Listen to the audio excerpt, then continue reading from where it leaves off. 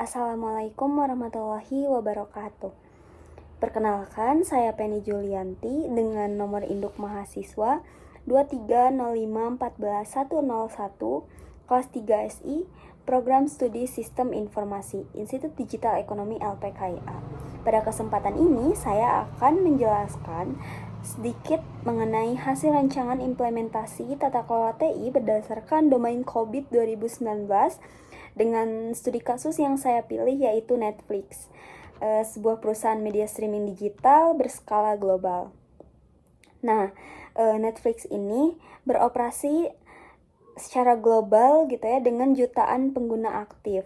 Nah, dari struktur organisasinya sendiri, Netflix ini menerapkan flat struktur di mana governance yaitu Board of Directors dan juga Audit Compliance Commit dipisahkan secara jelas dari fungsi manajemen pada level eksekutif dan juga divisi teknis seperti cloud infrastruktur, security, application development, dan juga data analytics. Nah, infrastruktur TI-nya ini didukung oleh cloud computing melalui AWS dan juga content delivery network melalui Open Connect, AI atau artificial intelligence, big data analytics, dan juga sistem keamanan cyber. Nah, sedangkan sistem informasi utamanya mencakup streaming digital, manajemen akun, pembayaran digital, monitoring infrastruktur, keamanan informasi, backup dan disaster recovery, serta customer support digital. Nah, karena hampir seluruh proses bisnisnya berjalan di atas infrastruktur digital, tata kelola TI bukan lagi sekedar fungsi pendukung, melainkan menjadi inti dari strategi bisnis Netflix itu sendiri gitu. Lalu, berdasarkan karakteristik tersebut, saya mengidentifikasi ada 12 permasalahan TI yang dikelompokkan ke dalam 6 kategori. Nah, yang pertama pada aspek governance, ini tuh ditemukan transparansi pelaporan kinerja TI yang masih rendah, serta pemisahan peran board dan juga manajemen yang belum terdokumentasi secara formal. Nah, selanjutnya pada aspek manajemen, strategi TI itu belum terukur dengan indikator yang jelas dan juga portofolio investasi TI antar divisi belum terintegrasi. Nah, untuk dari segi operasionalnya, ditemukan downtime sistem pada jam puncak akses, serta kompleksitas integrasi antar microservice dan juga cloud-nya. Nah, untuk di aspek layanan TI, waktu respon insiden belum konsisten antar wilayah dan juga manajemen kapasitas belum adaptif terhadap lonjakan traffic. Jika dari sisi atau aspek keamanannya terdapat risiko kebocoran data pelanggan dan potensi serangan cyber seperti DDoS dan phishing. Nah, pada aspek resiko ditemukan potensi ketidakpatuhan regulasi lintas negara serta risiko kegagalan proses backup dan juga disaster recovery-nya. Nah, keenam kategori ini saling berkaitan satu sama lain dan juga ini tuh menjadi dasar bagi analisis domain COVID pada bagian selanjutnya. Nah, yang pertama itu ada domain EDM atau evaluate, direct, and monitor. Domain ini tuh menjadi titik awal seluruh tata kelola TI karena menerapkan arah dan pengawasan bagi domain-domain manajemen lainnya. Nah, pada EDM 01 ditemukan bahwa IT governance charter Netflix belum eksplisit. Nah, domain ini menjadi titik awal seluruh tata kelola TI karena menetapkan arah dan pengawasan bagi domain-domain manajemen lainnya. Nah, untuk EDM 01 ditemukan bahwa IT Governance Charter Netflix belum eksplisit terpisah dari governance corporate secara umum. Nah, untuk EDM 02-nya, manfaat investasi TI belum diukur dengan metrik baku atau key value indicators yang konsisten. Lalu selanjutnya EDM 03, optimasi risiko belum terintegrasi penuh dengan risk appetite yang ditetapkan oleh level board. Nah, untuk selanjutnya EDM 04, alokasi sumber daya TI ini masih terdesentralisasi antar divisi, belum melalui governance yang terpusat. Lalu EDM 05, komunikasi insiden kepada pelanggan masih minim dan juga belum terstandardisasi. Nah, menurut saya, benang merah dari kelima proses ini yaitu Netflix sebenarnya sudah memiliki elemen governance secara dasar, tetapi Netflix belum menuangkannya ke dalam kerangka kerja TI yang eksplisit, terukur, dan juga terdokumentasi. Lalu selanjutnya ada domain kedua yaitu APO, Legend, Plan, and Organize, yang menerjemahkan antara governance dari EDM menjadi perencanaan taktis. Nah, saya menganalisis 9 proses pada domain ini. Secara umum, gap yang muncul pada domain APO bukan disebabkan oleh ketiadaan kemampuan teknis, karena Netflix ini nyatanya sudah mengadopsi teknologi mutakhir di hampir seluruh prosesnya. Nah, gap ini lebih banyak bersumber dari belum terstandardisasinya proses perencanaan secara formal di tingkat korporat. Misalnya, yang pertama itu pada APO 01, manajemen TI masih terdesentralisasi antar divisi. Pada APO 03, dokumentasi enterprise arsitektur belum terpusat. Lalu untuk pada APO 14, data governance belum mencakup siklus hidup data secara end-to-end, mulai dari klasifikasi hingga penghapusan datanya. Nah, kondisi ini menurut saya itu wajar terjadi pada organisasi dengan struktur datar yang mengutamakan kecepatan inovasi.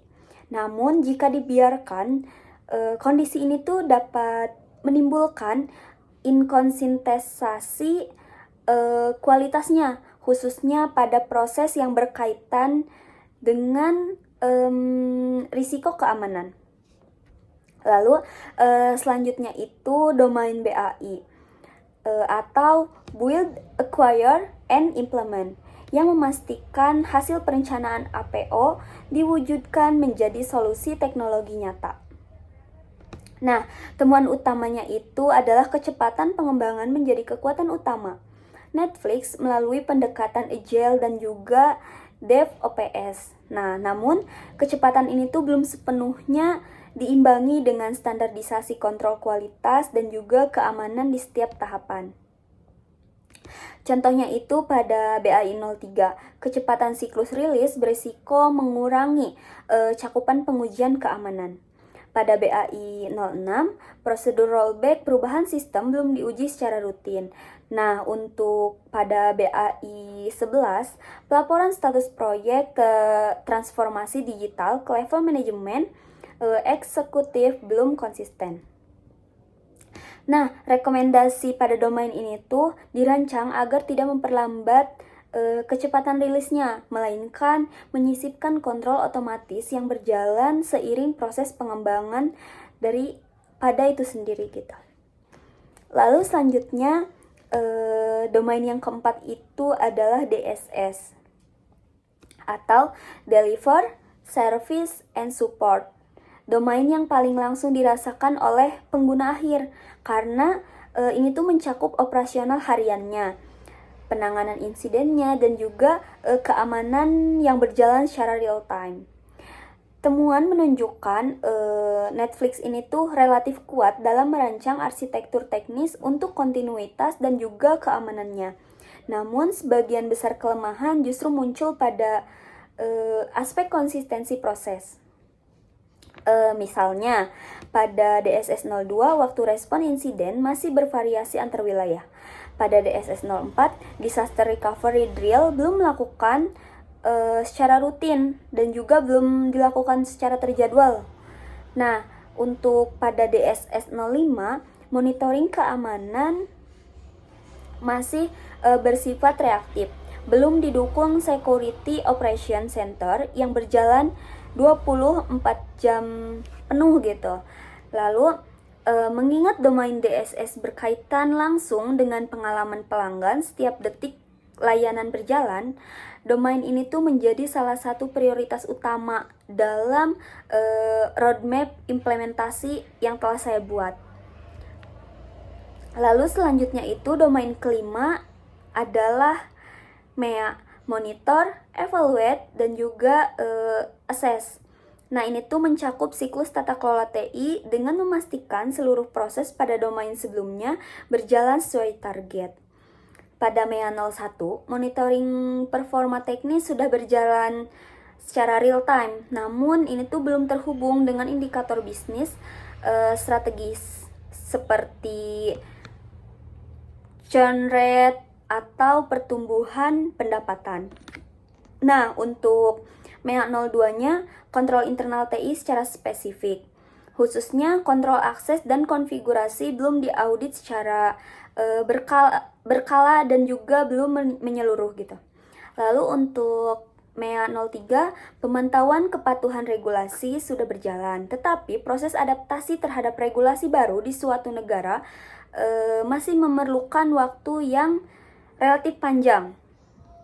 Nah, menurut saya, idealnya tuh hasil pemantauan pada domain MEA ini menjadi masukan langsung bagi board untuk meninjau kembali arah governance pada EDM, sehingga siklus tata kelola tidak berhenti pada pelaporan saja gitu, melainkan menjadi dasar perbaikan berkelanjutan. Nah, selanjutnya saya itu melakukan capability assessment menggunakan skala 0 hingga 5 sesuai COVID Process Capability Model. Hasilnya, mayoritas proses berada pada level 2, yaitu manage, yang berarti sudah direncanakan atau sudah dipantau. Sudah direncanakan dan dipantau. Nah, namun belum sepenuhnya terstandardisasi lintas unit kerja. Nah, beberapa proses keamanan operasionalnya itu seperti APO 13, BAI 03, dan DSS 05 sudah mencapai level 3. Sebaliknya, EDM 01 dan EDM 05 berada pada level 1. Nah, ini tuh menegaskan bahwa fondasi governance formal menjadi titik paling lemah dibandingkan kapabilitas teknis Netflix secara keseluruhannya. Nah, menurut saya, dari sini saya menyusun gap analisis terhadap 8 proses prioritas. Dengan fokus utamanya itu ada pada governance, yaitu EDM 01, EDM 05, serta keamanan kontinuitas layanannya, yaitu APO 13, APO 14, DSS 04, dan juga yang terakhir ada DSS 05. Nah, berdasarkan hasil gap analisis tersebut, saya menyusun roadmap implementasi selama 3 tahun. Yang pertama, tahun pertama itu difokuskan pada penyusunan kebijakan dan fondasi governance-nya. Lalu tahun keduanya saya fokuskan pada implementasi kontrol dan peningkatan proses seperti SOP rollback contohnya. Lalu untuk tahun ketiga itu difokuskan pada monitoring, optimalisasi, dan juga continuous improvementnya gitu. Contohnya itu audit internal TI tahunan. Urutan bertahap ini tuh saya pilih karena penguatan kontrol teknis tanpa fondasi governance yang jelas berisiko tidak bertahan lama. Lalu saya juga mengidentifikasi 16 resiko TI Netflix secara lebih luasnya. Nah, 5 risiko dengan dampak tertinggi adalah downtime layanan streaming saat jam puncak, lalu yang berdampak sangat tinggi karena dirasakan jutaan pengguna secara bersamaan. Lalu kebocoran data pelanggan, serangan DDoS terhadap infrastruktur, lalu ketidakpatuhan terhadap regulasi digital lintas negara, dan juga kegagalan proses backup serta disaster recovery. Nah, setiap risiko ini telah saya petakan ke dalam domain dan proses COVID terkait. Nah, lengkap saya juga telah mencantumkan langkah mitigasinya seperti auto scaling dan redundansi cloud multi-region untuk mengatasi downtime atau enkripsi data dan autentikasi berlapis untuk mencegah kebocoran data. Lalu seluruh temuan tersebut saya rangkum menjadi 15 rekomendasi strategis yang dikelompokkan berdasarkan jangka waktu. Nah, untuk rekomendasi jangka pendeknya berfokus pada penyusunan IT governance, charter, pembentukan IT risk commit, dan standarisasi SLA, respon insiden. Nah, rekomendasi jangka menengahnya mencakup penerapan data governance framework, pembangunan security operation center, dan juga pelaksanaan disaster recovery drill secara rutin. Untuk rekomendasi jangka panjangnya, saya fokuskan pada integrasi dashboard performa TI dengan indikator bisnis atau audit internal TU tahunan serta optimalisasi capability menuju level 4 dan juga 5. Nah, rekomendasi-rekomendasi ini tuh tidak berdiri sendiri, melainkan saling menopang. Fondasi governance pada jangka pendek menjadi prasyarat keberhasilan implementasi teknis pada jangka menengah, yang kemudian dipantau dan juga disempurnakan pada jangka yang panjang. Nah, untuk kesimpulan dari hasil analisis saya menyimpulkan ada 4 poin utama. Yang pertama, tingkat kematangan tata kelola TI Netflix secara rata-rata itu berada pada level 2, yaitu manage, dengan governance formal seperti EDM 01 dan EDM 05 menjadi titik paling lemahnya. Nah, untuk kesimpulan yang kedua, domain paling kritis bagi Netflix adalah DSS menurut saya, karena berkaitan langsung dengan kontinuitas layanan streaming yang menjadi inti bisnis perusahaan. Disusul oleh domain APO sebagai akar penyebabnya jika perencanaan tidak matang. Lalu yang ketiga itu prioritas implementasi. Prioritas implementasi diarahkan pada penguatan fondasi governance terlebih dahulu, dilanjutkan dengan keamanan dan pengelolaan data, serta kontinuitas layanan. Lalu yang terakhir itu penerapan COVID 2019 secara menyeluruh membantu Netflix menyelaraskan tujuan bisnis dan juga TI secara lebih terstruktur, memperkuat pengendalian risiko yang sebelumnya reaktif, lalu serta memastikan investasi teknologi yang sangat benar-benar memberikan nilai yang terukur bagi perusahaan maupun pelanggan. Nah, itu menurut saya untuk kesimpulan dari hasil analisis yang sudah saya lakukan.